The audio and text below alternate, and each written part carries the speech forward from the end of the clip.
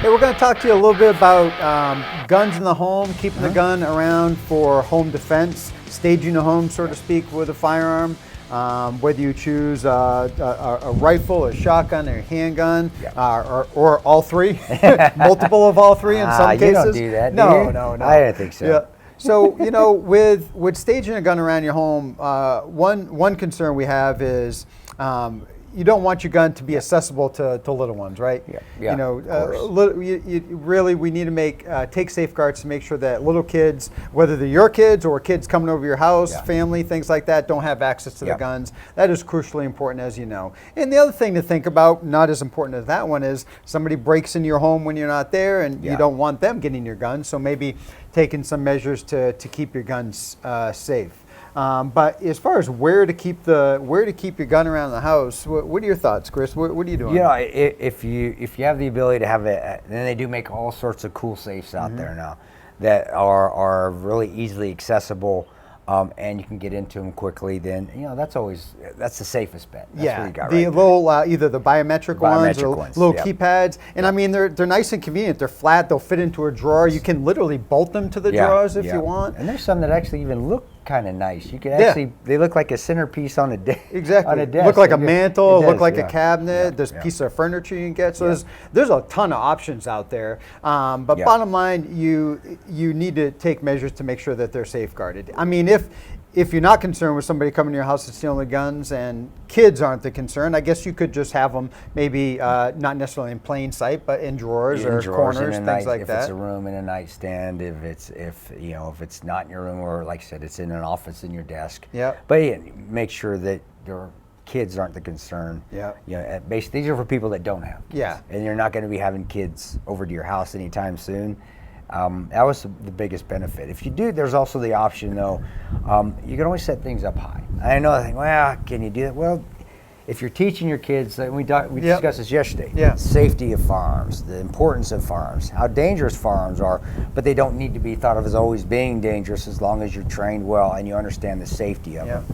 You can put stuff up very high where kids can't get to them. Yep. And my kids actually are very disciplined. If Daddy says don't touch that, they ain't touching it. Yeah, and educating them on it is key. You mentioned in a bedroom. A bedroom's a great place to keep a gun for home defense because we spend a lot of time in our bedrooms, obviously when we're asleep, right? Yeah. And bad things happen in the dark, bad things happen at night. It's those bumps in the night when we need to, be able to get that gun and go defend our home, so to speak, and see what's out there or get our family to safety. So having a good place, one room in your house that you may want to consider staging a firearm would be the bedroom. Outside of the bedroom, anywhere else you feel like you may be vulnerable certain times. If you have detached buildings on your property, maybe that makes sense. Some folks think maybe they want to keep something near a door, an entry and exit. Somebody comes in your driveway, you're concerned about something like that, where you at least have one accessible, things like that. What do you think, Kris, about whether it's the rifle, the shotgun, and the pistol specifically? I think it's whatever you're most comfortable with using. That's what it's always going to be. Yeah. Now think of it this way as well. A lot of times that if you're going to have to use a firearm, God forbid you have to do, you're going to be waking up. And I don't care how well trained you are. We just were talking about Ranger School. Yeah. Getting thrown in the fire when you wake up. Yeah. You are discombobulated. Your brain is just trying to start to figure out what's going on. You're not going to be working as well as when you're wide awake. So having the ability to pick up a gun and use it where you're not thinking as clearly as you would when you're wide awake. That's important. I don't think people realize that. Yeah. So having whatever you're most comfortable with, you're most accurate with, is important because accuracy is huge in home defense because you have other people in the house, and drywall doesn't stop bullets, guys. Just doesn't do it. A wood stud might, but why take that chance? And something to your point you're making there with you wake up in the middle of the night to that bump in the middle of the night and you got to grab some go. You probably don't want to have a little micro compact pistol as your home defense gun, right? So you want a substantial, if you're going to go with a handgun, a substantial gun with a light on it, as we've discussed.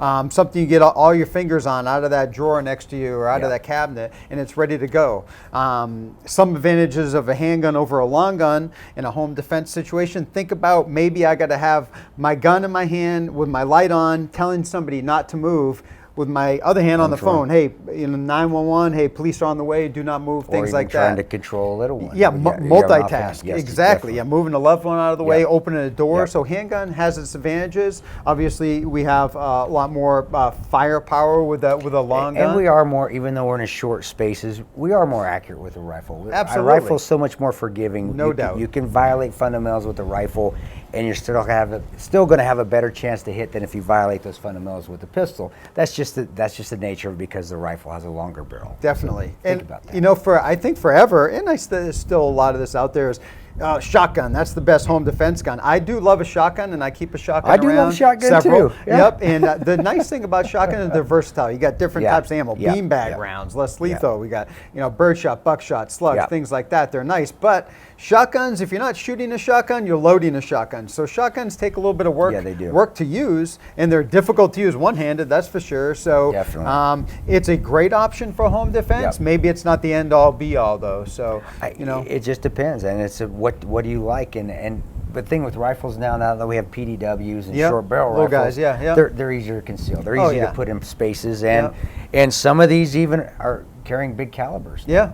But again, don't think that a bigger caliber is just as even more necessary, because you got to remember, you've got to hit what you're shooting at, and if you don't, those things are going through.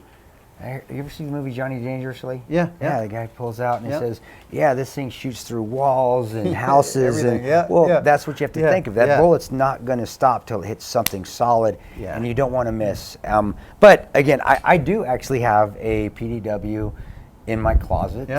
It's not loaded or anything, but it's there, and I have my ammunition. Like all I got to do is grab a magazine and unload that thing up in my closet there. And I think it's a benefit to have that at my disposal. And luckily for us, it's because of the shortage, you're able to do that. Yeah.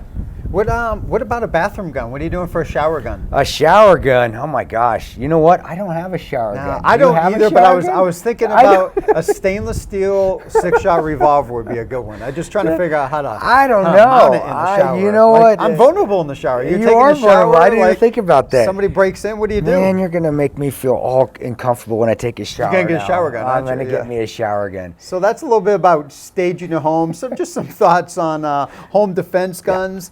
Bottom line is, you need to protect your home, you need to protect your family. So having an option to protect your household that's going to work for you is important, and really put some time and energy and thought into where you're going to keep it, how you're going to keep it secure, things like that. And maybe just one isn't the best solution, as we were just talking. Kris and I have several options at our house. So put some thought into it and see what works for you. And make sure that you train and you know how to use it. That's the most important key there. Absolutely.